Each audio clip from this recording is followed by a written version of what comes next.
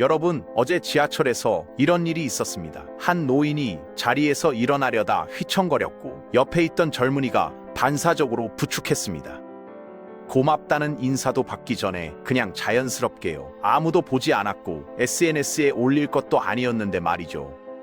또 다른 칸에서는 어떤 사람이 떨어진 휴대폰을 주워서 주인에게 돌려줬습니다. 최신 기종이었고 잠금도 안 돼 있었는데 말입니다.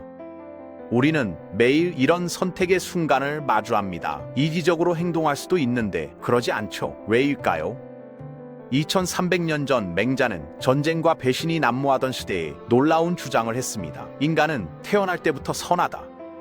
당시 사람들은 비웃었죠. 현실을 모르는 이상주의자라고요. 하지만 그에게는 분명한 근거가 있었습니다. 그 핵심을 제대로 파헤쳐 보겠습니다. 맹자가 성선설을 설명할 때 가장 먼저 든 예시가 바로 우물가 아이 이야기입니다. 여러분이 길을 걷다가 갑자기 어린아이가 우물로 뛰어들려는 걸 봤다고 상상해 보세요. 그 순간 어떤 생각이 들까요? 저 아이 부모가 누군지 알아봐야겠다라거나 구해주면 보상을 받을까라고 계산하지 않습니다. 오히려 몸이 먼저 움직이죠. 왜 그럴까요? 맹자는 답합니다. 그것이 바로 당신의 본성이기 때문이다. 계산이나 이익을 따지기 전에 자연스럽게 발현되는 마음, 그게 바로 우리의 진짜 본성이라는 겁니다. 길에서 지팡이를 떨어뜨린 노인을 보면 자연스럽게 주워드리게 되고 추운 날 떨고 있는 사람을 보면 마음이 불편해지는 것처럼요. 누가 시켜서도 아니고 법에 정해진 것도 아닌데 우리는 그렇게 행동하거든요. 맹자는 여기서 한 걸음 더 나아갑니다. 인간의 선한 본성이 구체적으로 4가지 형태로 나타난다고 설명하는데 이것을 사단이라고 부릅니다. 사단은 4가지 씨앗이란 뜻인데 여기서 중요한 건 씨앗이라는 표현이죠. 완전히 자란 나무가 아니라 키워야 할 잠재력이라는 겁니다. 첫 번째는 측은지심입니다. 타인의 고통을 보고 마음 아파하는 감정인데 회사원이 중요한 회의가 있는데도 다친 강아지를 발견하고 동물병원에 전화를 거는 그런 마음이죠. 직접 아는 강아지도 아닌데 마음이 불편해서 도와주게 되는 겁니다. 온라인에서 어려운 상황에 처한 사람의 글을 읽고 가슴이 아픈 것도, 뉴스에서 재난 소식을 보고 마음이 무거워지는 것도 모두 측은지심의 발현이거든요. 두 번째는 수호지심입니다. 잘못된 행동을 했을 때 스스로 부끄러워하고 부정한 일을 보면 분노하는 마음이죠. 대학생이 조별 과제를 하다가 시간이 부족해서 인터넷 자료를 복사해서 붙여넣을 수 있는 상황인데도 손가락이 떨리는 이유가 바로 이겁니다. 들킬 위험도 없고 아무도 모르는데 이건 아닌데 라는 생각이 계속 드는 거죠. 직장에서 상사가 부당한 결정을 내렸을 때 나와 직접 관련이 없어도 가슴 속에서 무언가가 끓어오르는 그 감정도 마찬가지입니다. 이건 아니지라는 생각이 절로 드는데 이게 바로 수호지심이거든요. 맹자는 이 마음이 의, 즉 정의와 올바름의 덕목으로 발전한다고 말합니다. 세 번째는 사양지심입니다. 자기 것을 주장하기보다 남에게 양보하고 자신을 낮추는 마음이죠. 엘리베이터 문이 열렸을 때 옆에 노인이 계시면 자연스럽게 먼저 타세요 라고 말하게 되는 것처럼요. 누가 시켜서도 아니고 법에 정해진 것도 아닌데 그냥 자연스럽게 나오는 행동입니다.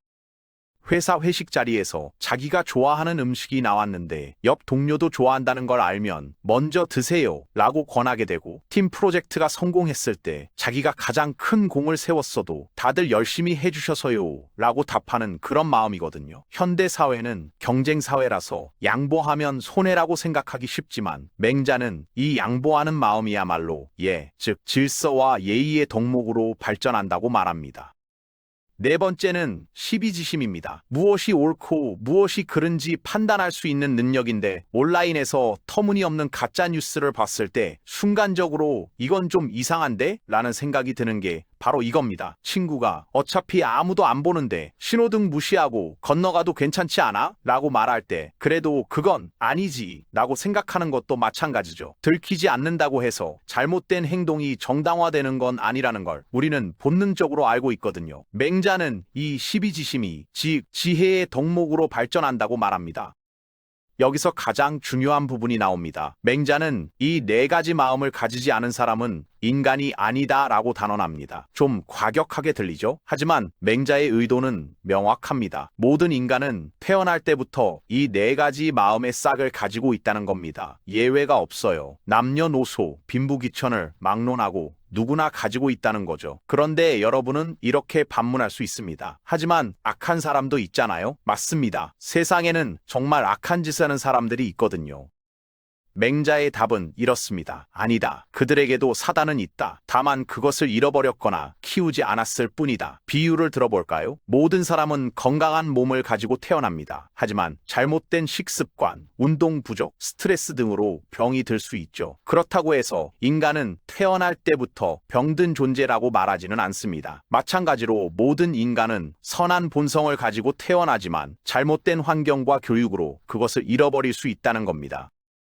하지만 맹자의 주장에 정면으로 도전한 사람이 있었습니다. 바로 순자죠. 순자는 맹자보다 약 50년 후의 인물로 같은 유가 사상가이지만 인간 본성에 대해서는 정반대 견해를 가지고 있었습니다. 순자는 이렇게 주장했어요. 인간의 본성은 악하다. 선한 것은 인위적인 노력의 결과일 뿐이다. 사람은 태어나면서부터 이익을 좋아한다. 순자의 논리는 간단합니다. 아기들을 보세요. 배고프면 울어대고 갖고 싶은 장난감이 있으면 빼앗으려 하며 남을 배려하지 않고 자기밖에 모릅니다. 이게 인간의 진짜 모습 아니냐는 거죠.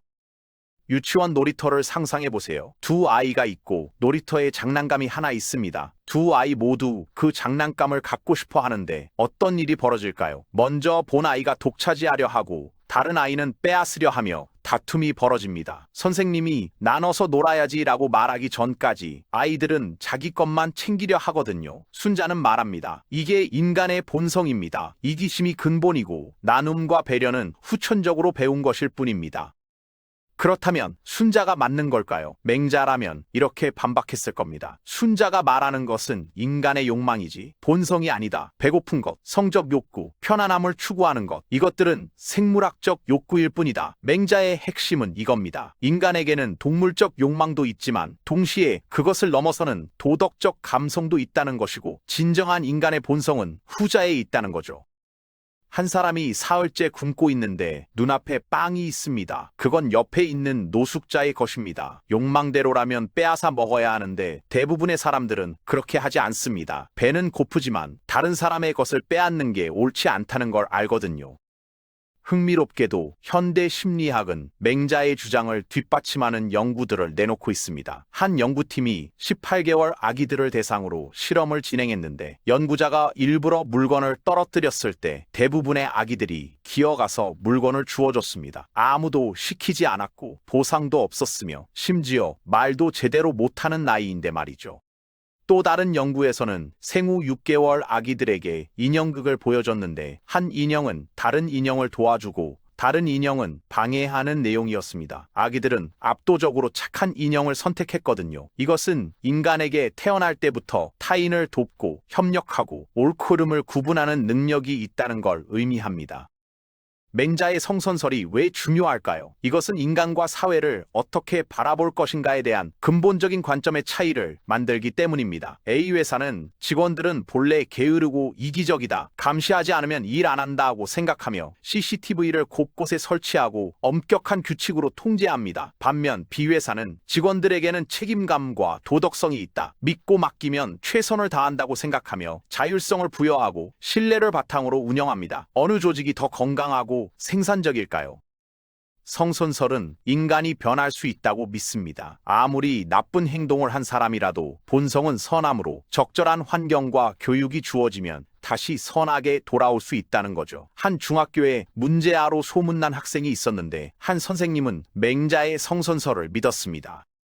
이 아이에게도 선한 마음이 있어. 다만 지금은 가려져 있을 뿐이야. 선생님은 그 학생이 다친 길고양이를 걱정하는 모습을 보고 측은지심이 있다는 걸 발견했습니다. 그 마음을 키워주기 시작했고 1년 후 그 학생은 달라져 있었어요. 완벽하지는 않았지만 친구를 도와주고 수업에 참여하고 거짓말을 줄였거든요.